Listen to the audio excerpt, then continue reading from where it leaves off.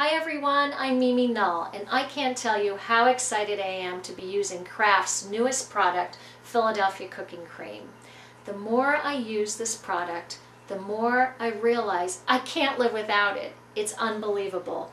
It offers such versatility. It can be used in my shrimp and linguine as a pasta sauce. I plan to use it on a pizza instead of the red sauce.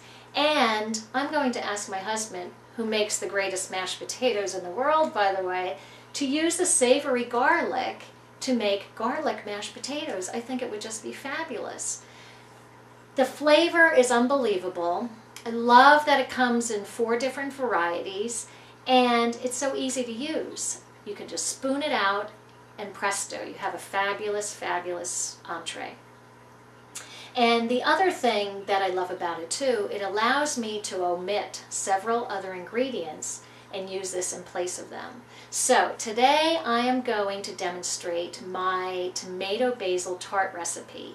And normally I would use 4 cloves of garlic, mayonnaise, and Parmesan cheese. But instead I'm going to substitute using the cooking cream in place of those ingredients. So let's get started and let me demonstrate this recipe for you. My tomato basil tart is a very simple recipe, but the Philadelphia Cooking Cream makes it even easier. So you first start out with a refrigerated pie crust. You can get this at your grocery store. And go ahead and unroll it into a 9-inch pie plate. And simply just roll the pie crust up, around, inside, but up the sides, and crimp the top just to make it look nice.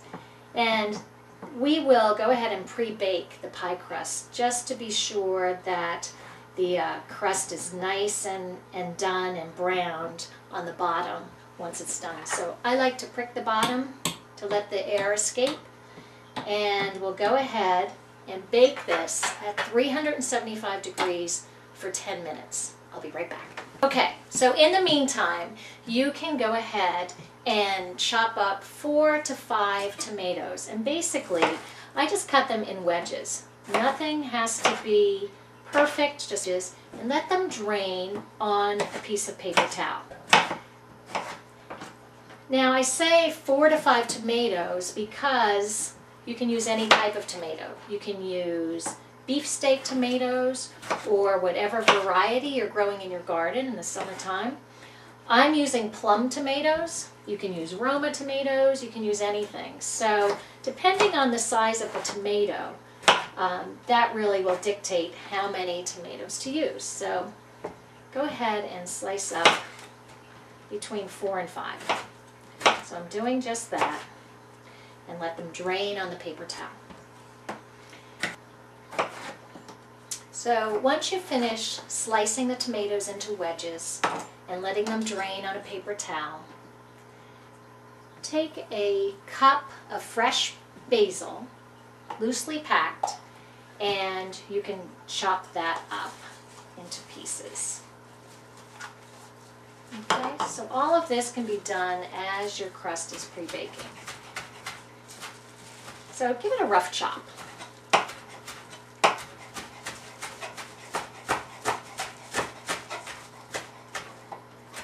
I love the smell of basil. Oh gosh, it reminds me of summertime so much. And this is a great dish to do any time of year, but it really is even better in the summertime. When I make this, I use the fresh tomatoes I grow in my garden and the basil too, and it is just so delicious. It has the same flavor as a caprese salad with that you may order with tomato and mozzarella and basil. So it has those same flavors. Okay, so once you have finished chopping up the basil, you're just waiting now on the pre-baked crust. Normally, at this point, you would be chopping up 4 garlic cloves, but because of the cooking cream, we don't have to do that. After taking the pie crust out of the oven after it's pre-baked, go ahead and add 1/2 cup of mozzarella cheese or any kind of blended cheese really could choose whatever you'd like. I'm using a blend of mozzarella and several other Italian cheeses. On top of the cheese, go ahead and put your sliced tomato wedges. Now, you can go ahead and arrange those if you'd like, or you can just pile them high, and that works too. Now, after piling the tomato wedges into the pie crust, you can go ahead and just sprinkle a little bit of fresh ground pepper on top of the tomatoes. I'd say about 1/8 of a teaspoon of pepper. And then, this is when your fresh cut basil goes on top of the tomatoes. So just sprinkle that all over. And then after that, grab your Philadelphia cooking cream, savory garlic, and spoon that over top of the basil. Oh my goodness, the smell is unbelievable. So go ahead and spoon that over top of everything. Look how nice it's looking, and it smells delicious. And I know it's going to taste delicious. Oh my goodness, this is great. And then just spoon the savory garlic cooking cream over top of everything. And it's okay if the basil gets a little bit mixed up into it, that's fine. So spread it out, and then let me just, I don't want to waste any of this, it's so yummy. Okay, so just go ahead and then top the cooking cream with a cup of either mozzarella, and I'm using a blend of mozzarella and other Italian cheeses. I think there's Asiago in here, a little bit of provolone. So use whatever you'd like. And sprinkle that right on top of the cooking cream. And boy, doesn't that look delicious. Oh, it looks so great. Oh, it's so pretty too. I love the colors. And now what you do is pop this in the oven at 375 degrees for 35 to 40 minutes. So I'll put that in there now, and then I'll be back. While the tomato basil tart is baking in the oven, I'm going to do my minimal cleanup, and that is the other aspect I love about the cooking cream. I didn't have to get out the mayonnaise, measure the Parmesan cheese, and also chop up 4 cloves of garlic. All of that is time consuming, and it makes a mess. So I just have to put my Philadelphia cooking cream into my recycling bin and clean up my chopping board and my knife and my spoons.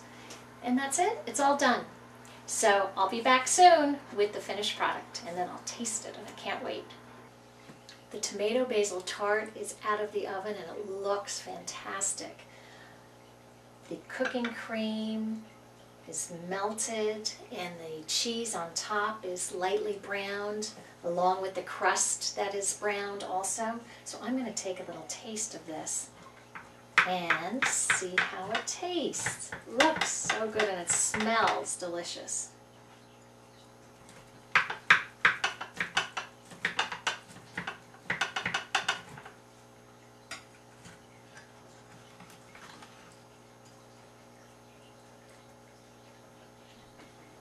Wow, it looks awesome. This is delicious. This is unbelievably delicious. It is so good. And the garlic flavor tastes like I minced fresh garlic. And in my original recipe, it called for 4 cloves of garlic, and this is perfect the way it is. I wouldn't change a thing. In fact, what I'm going to change is my original recipe and substitute the 4 garlic cloves, mayonnaise, and Parmesan cheese with the savory garlic cooking cream. You'll love it. Please try it. Hope to see you soon. Bye.